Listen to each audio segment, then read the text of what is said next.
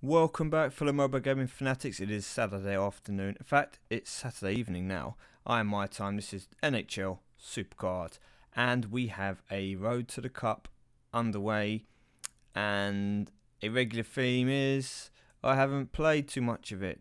Ta-da! Reason being, well, I'll come to that in just a moment. Let's have a look at the rewards first.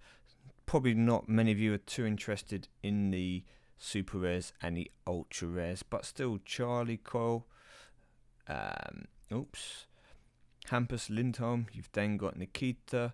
I'm guessing that's something like Kucherov. We'll go with that anyway. Okay, then you've got Andre Palat again as a legendary. You've got Corey Crawford as a star goalie. Very nice, very nice. You then have Brent Seabrook again being a popular figure for a special event card, and you can obviously get the pro of him at the end. Now, if we forget the points for the time being, I have not played too much this event because I know for a fact once I hit around the legendary area, it is going to become very difficult for me to play without using doing +5s, and especially without using any of the streaks. And then obviously once I get into Corey Crawford, I know it's going to become even more challenging. And then we hit the Brent Seabrook, and I'm going to be, well, basically in a whole world of pain. Now, there's some people out there, for example, Woodchopper, who has done a video, who was, I think he was in the process of getting the Corey Crawford card, and he has a much better deck than me, for example. I'll show you my lineup here at the moment. I have too many epic pros in there. They need to be replaced by the star singles, which I was currently leveling them, some of them up, but not leveling them fully. As you can see here, for example, Chappelle is a good example. He's not fully leveled up, but he's good enough to replace the epic pros. Same over here with Zach. Haven't fully leveled him up, but he was good enough to replace an epic pro. And that's kind of the situation that I'm in. I need to replace a lot of these cards if I want to have a chance of going for, well, basically the star rewards, let alone the playoffs. So for me, not having a team good enough to do it means that I'm not really going to get too involved in the events. I will just play it just because of the game nights are there, and I want to try and see if I can get that star pool, which has got to be coming soon. And obviously a little bit of good luck here and there. Get some of these ladder rewards down. Nearly done 200 of them. Still got quite a few to go. So I can get that second Letang and then make him into probably my first star pro.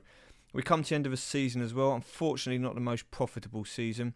I've gone out in the quarterfinals and gone out to the eventual winner, being Evils. I think I only won these games pretty much because he wasn't energized in this game. He energized for game 2.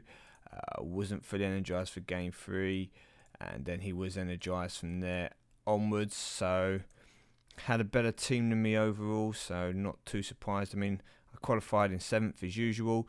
Same kind of tactic that I didn't particularly pay too much attention as long as I got through, and then hoping for maybe some favourable kind of route towards the semis. Conaldo, shout out to you, dude.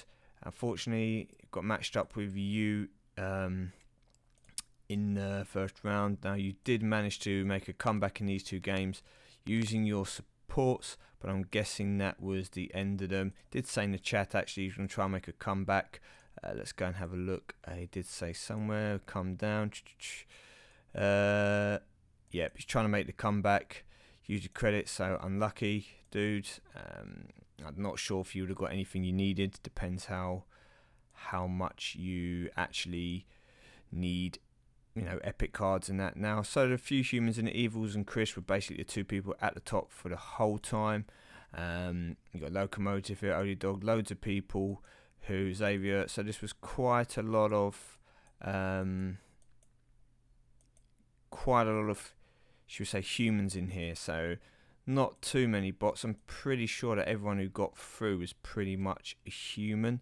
I haven't bothered to check, and yeah, that's pretty much the end of it. So let's see what I get. Don't really have any use for these cards, so great and wonderful. Now,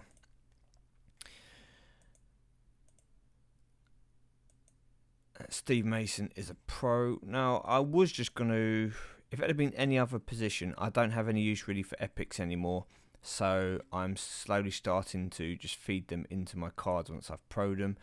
I might still pro Steve Mason properly, because I could potentially put him into here in place, obviously, of Corey Schneider at the moment. So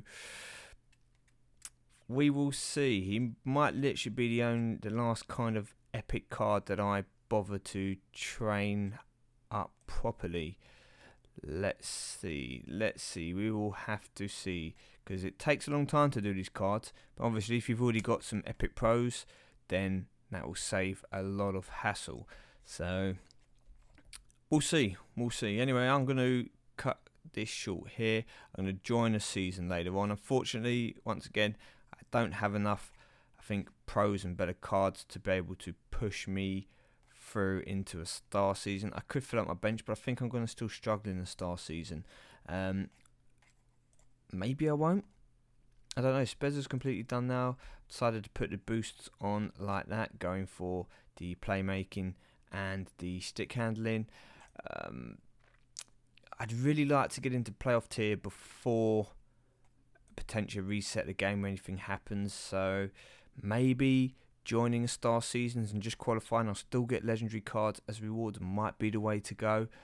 Let me know in the comments. Let me know what you think. Should I just improve my bench, get myself into star tier, and just try and qualify? And even if I don't get star rewards, I'll still get legendary. Maybe I'll get lucky. Maybe I'll squeeze through to semi-finals.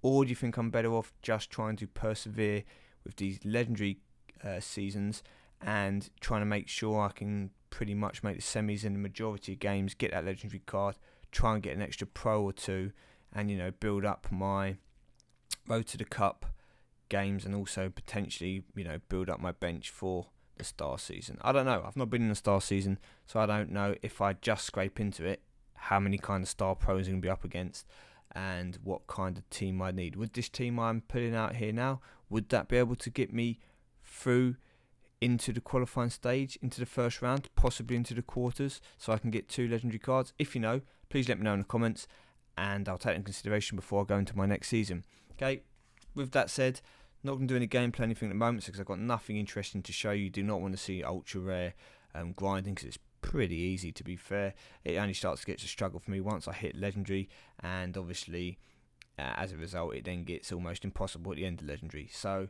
with all that said, I'm going to shoot off now. I'm going to come back to just playing this in between playing the other games, and you will hear from me very soon, people, when I have something interesting to bring. So good luck with your grind. If you are going for that Brent Seabrook, card looks pretty sweet. Love to get it myself, but unfortunately I'm a long way behind that stage.